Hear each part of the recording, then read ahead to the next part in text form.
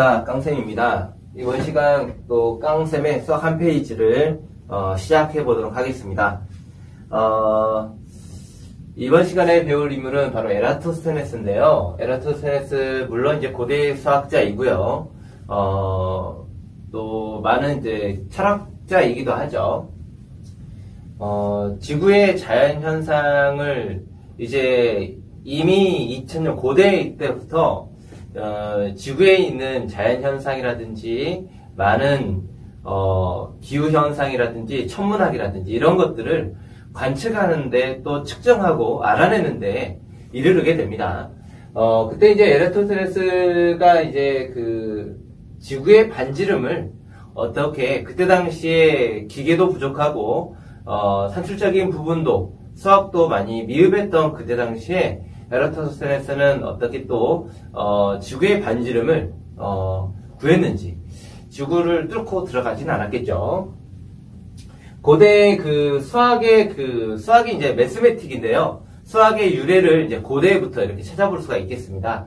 고대에는 이제 매스메타라고 해서 어원을 찾아보시면 꼭 배워야 할 것이라는 그런 말로 사용되게 됩니다. 인류 인생이라면 꼭 배워야 될 4개의 동목으로 무엇을 추렸냐면 음악, 그리고 기하학, 그리고 천문학, 거기에 산술까지. 그래서 4개의 동목으로 이제 꼭 인류 인생이 배워야 할 것이라고 매스메타라는 말을 사용하게 되었습니다. 거기에 이제 현대에 들어와서 여기 이제 무엇이 추가가 됩니까? 해석학이 추가가 돼요. 해석학이라는 내용이 추가가 됨으로써 이제 매스메타에서 무엇으로 바뀝니까? 우리가 알고 있는 매스매틱스라는 내용으로 바뀌게 됩니다.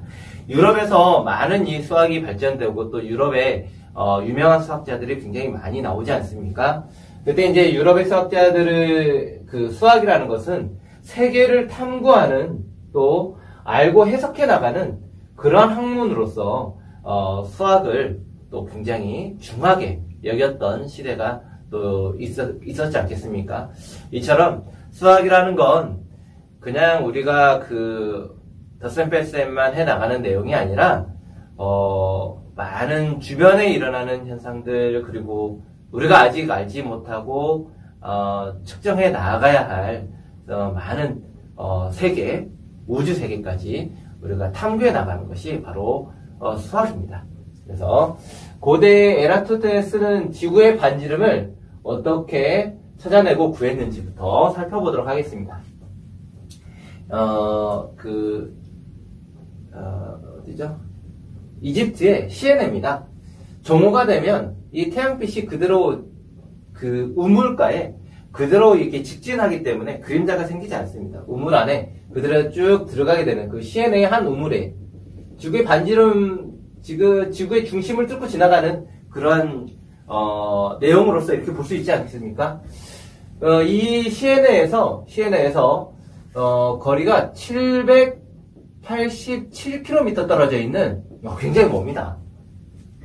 근데 이 지구의 반지름을 구하기 위해서 에라토스테네스는 이 거리를 가게 됩니다. 알렉산드리아라는 굉장히 무역이 풍부했던 지역이 되겠습니다.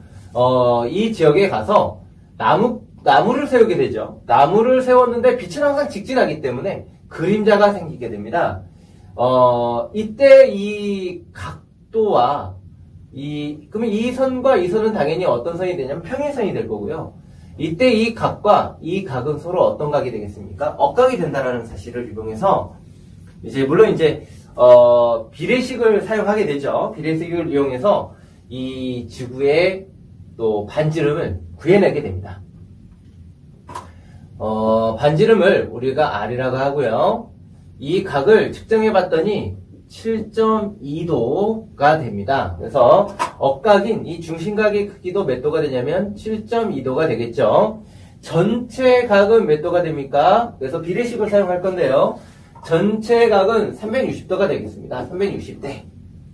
요 각은 7.2도가 되죠. 7.2도는 7.2도에 해당하는 요 원주 요 길이가 얼마였었냐면 700 987km가 됩니다. 그러면 이 원 전체의 둘레는 얼마일까요? 원 전체의 둘레는 우리가 잘 알고 있다시피 2πr이 되죠. 2πr. 그래서 내항의 곱과 외항의 곱은 같아요를 이용해서 요 계산도 이렇게 해보시면 r이 무엇으로 약 6263km라는 반지름을 갖게 됩니다. 2200년 전에 에라토스테네스는 이처럼 지구의 반지름을 구해내는데 또 많은 노력과 또 많은 시간을 투자하게 됩니다. 파이가 우리가 사용했던 건 얼마 되지 않았어요. 그런데 이 파이가 3.14라는 값으로 이 정확하게 거의 오늘날 사용하는 값과 유사하게 사용했던 그 당시의 지식으로 본다면 에라토스테네스는 정말 존경할 만큼 뛰어난 또 인물이지 않았나 싶습니다. 오늘날에는 인공위성을 이용해서 조금 더 정확하게 측정해내는데요. 여기에서 사용되는 이제 사인과 코사인, 사인 값을 이용해서 이제 요거의 반지름의 길이를 또 측정해내게 됩니다. 그래서 삼각비에 대해서는 또 다음 시간에 또 설명을 또 하도록 하고요. 요 길이, 요 빗변과 요게 이제 인공위성인데요. 인공위성이 한 985km 위에 상공에 떠 있다고 했을 때, 요 인공위성에서 바라보는 요 원의 구의 지구의 끝에 있는 점. 그럼 얘는 항상 중심과 어떤 거를 이루게 되냐면 수직을 이루게 됩니다. 그래서 요 각이 60도일 때에 요 반지름을 측정해 보면 이렇게 사인 값을 이용하게 되겠죠. 사인 60은 985 플러스 R분의 985 플러스 R분의 빗변분의 높이 R을 이용해서 계산해내면 사인 60도는 2분의 루트 3이니까요. 2분의 루트 3은 985 플러스 R분의 R이 되어서 둘이 곱하면 항상 어떻습니까? 같게 되지 않습니까? 같아지기 때문에 요거 계산해보면 R의 값이 6370, 약 6370km라는 지구의 반지름의 길의 값이 나오게 됩니다. 별반 차이가 없죠. 예. 그래서 이처럼 고대 수학자뿐만 아니라 이 수학이라는 학문은 이제는 반드시 인류 인생이라면 꼭 배워야 할 또 학문이기 때문에 또 이제는 세계를 탐구하는 그런 내용에서 벗어나서 온 우주를 또 미지의 세계를 이렇게 탐구해 나가시는 우리 또 학생 여러분과 또 깡생 되었으면 합니다. 감사합니다.